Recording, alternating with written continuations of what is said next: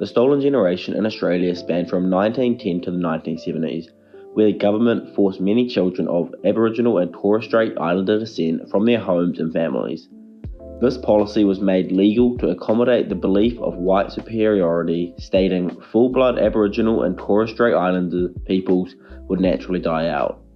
Therefore, they were expected to survive longer by blending in with lighter complexion if they were to adapt into white society and be referred to as half-caste.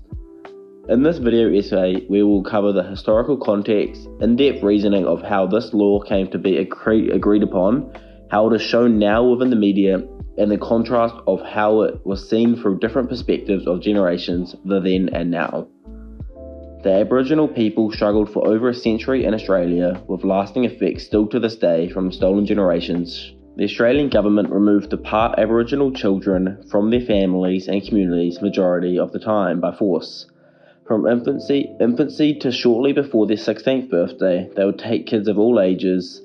They were frequently transferred to special purpose institutions, after which they were placed in white foster families, according to the source. The children received good treatment there, but occasionally they suffered from severe forms of abuse, including physical and sexual abuse. Australia established a federation around the beginning of the 1900s, and the Constitution said that Aboriginal people will not be counted in the census. Therefore, the federated states maintained sole authority on Aboriginal affairs from 1901 until 1967, when the Act was tarnished. Western Australia was the first state to implement the Aborigines Protection Act, as some states refer to it, which allowed the Chief Protector to legally assume custody of any Aboriginal or half-caste child under the age of 16. Similar to this, the Aborigines Protection Board in New South Wales was granted the legal power to take custody of any Aboriginal child in the event that a court found that the child had been neglected in violation of the Neglected Children and Juvenile Offenders Act 1905, New South Wales. The Aborigines Protection Board eventually loses its authority in the 1940s and is renamed the Aborigines Welfare Board. This name was eventually abolished across Australia in 1969. A nationwide referendum to modify the Constitution was held in 1967, and as a result, Aboriginal people are now included in the census for the first time. Historian Peter Reid first explored the stolen generations in 1981, but public awareness remained limited. His essay in Quadrant magazine only touched on the broader issue. Reid focused on New South Wales, tracing the origins of the government's removal policies and highlighting laws such as Aborigines Protection Act of 1909, which permitted officials to remove children from their homes without parental consent involved. Reid is credited with coining the term stolen generations, which reshaped public's understanding of these policies. It clarified that children were not being relocated or protected, but removed from their homes by the state against their will. This shifted the narrative from one being misguided welfare to one of intentional human rights violations. Reid's early research lacked the extensive personal testimonies that would emerge later. He shared stories of Aboriginal people who had been removed as children. These narratives illuminated the topic of emotional and psychological trauma inflicted by forced removals, humanizing the issue and amplifying the voices of those affected. Critical race theory emphasizes that race is a social construct used to marginalize people. This concept becomes clear when examining the stolen generations in Australia. Race was constructed to control Indigenous populations, leading to children removal policies based on the belief that Indigenous people, especially those of mixed descent, were racially inferior and needed civilizing. The racist assumption that was separating children from their culture would enable them to be absorbed more easily into white society rather than their own culture. The April 1997 anniversary of the Bringing Them Home report served as a tribute to those affected and a reminder of the ongoing struggles faced by Indigenous peoples. The report acknowledged that at least 10,000 children were removed from their families. Race was not the sole issue at play. The critical race theory emphasizes intersectionality, examines how race, class, and gender intersect and intensify experiences of marginalization. Survivors of the stolen generations faced challenges that extended beyond race. Girls endured horrific sexual and physical abuse in the institutions where they were placed. The class divide between white Australians and Aboriginal people made it easier for authorities to justify these removals, often claiming that they were for the children's welfare or protection. Drawing on Lily S. Mendoza's concept of Indigenous storytelling, this concept highlights the importance of reclaiming Indigenous knowledge to challenge the colonial narrative surrounding these removals throughout the suffering. Despite ongoing attempts to erase their culture, Indigenous people have demonstrated remarkable resilience, creating powerful counter-narratives against colonial exploitation. Nilanjana R. Barden's notion of intercultural bridge work is also pertinent to the reconciliation process following the stolen generations. Fostering connections between Indigenous and non-Indigenous Australians is essential for healing and addressing the ongoing impacts of these policies. These perspectives encourage us to acknowledge past injustices and strive for intercultural understanding and justice today. The legal framework enabling these removals, particularly through legislation like the Aboriginal Protection Acts enacted in various Australian states, exemplifies how racial discrimination was institutionalised. These laws empowered the state to remove children based off the belief that Aboriginal parents were unfit to raise their children within their individual cultural traditions. Reparations are central to the critical race theory, addressing harm inflicted by systemic racism. The 2008 national apology by Prime Minister Kevin Rudd, alongside subsequent compensation and reparation schemes, marked significant steps towards acknowledging and beginning to repair the damage caused by these policies. Many critical race theory scholars argue that true reparations require more than financial compensation to dismantle ongoing racism faced by Indigenous Australians. CRT positions the stolen generations within a broader narrative of racial injustice in settler colonial societies, underscoring the need for persistent efforts to tackle institutional racism in areas like child welfare, criminal justice, healthcare, and education. Reid noted that similar policies existed across Australia in the early 1980s. However, public awareness of these policies was still minimal. Many Aboriginal individuals who experienced these removals faced systemic racism and social stigma, making it challenging for them to share their stories or have their voices heard in a broader society. When discussing the stolen generation in a modernised view, social media is essential for enhancing their voices and bringing attention to historical and ongoing impact. Platforms like Instagram, Twitter, and TikTok have become essential to educating young generations, furthering the conversation and encouraging activism.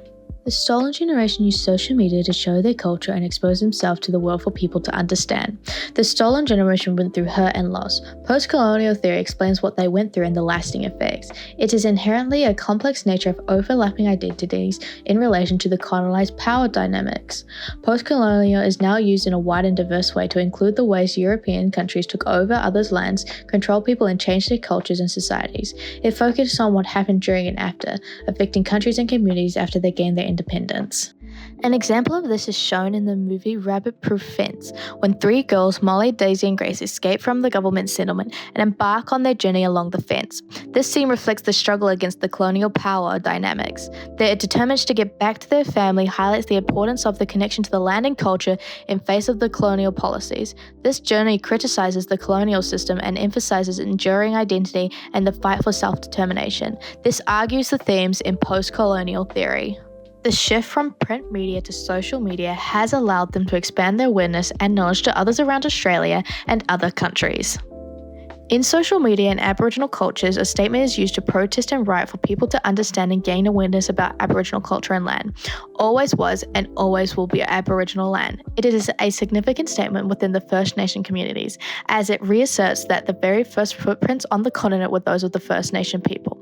This comes from one of the Aboriginal land rights movies in the far west New South Wales. It is one of many trips out there when Uncle Jim Bates wanted to tell his stories of his country. When Uncle William said, "Dad, it's not your land anymore, white fellas own it," and Jim replied with what became the powerful statement. It was also used widely across social media to show the impact of the statement. In this TikTok by Joe Blaze, he talks about how social media can inspire social change.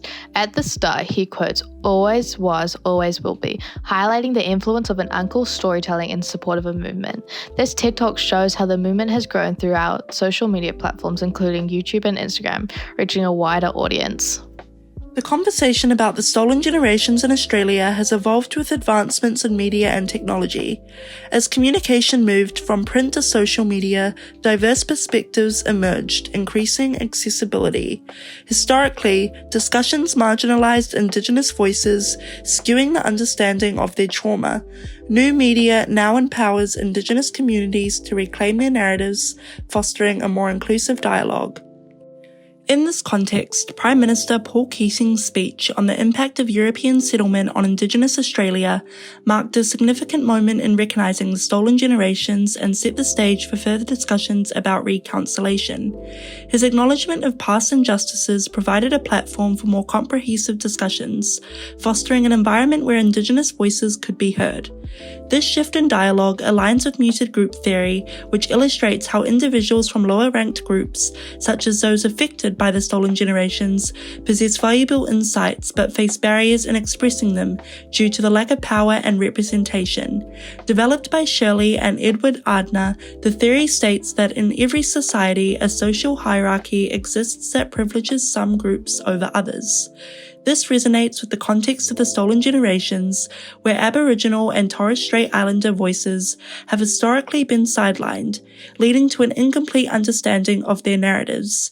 Shiris Karmare suggests that lower-class groups may have a lot to say, but tend to have very little power in sharing experiences without getting into trouble. High-profile events have also played a crucial role in renewing public interest in the Stolen Generations. For instance, the April 1997 anniversary of the Bringing Them Home report serves as a tribute to those affected and a reminder of the ongoing struggles faced by Indigenous peoples. This event catalyzed discussions around reconciliations and the need for systematic change, reinforcing the importance of remembering the past in order to forge a better future. The globalization of culture has further enhanced the visibility of Indigenous narratives.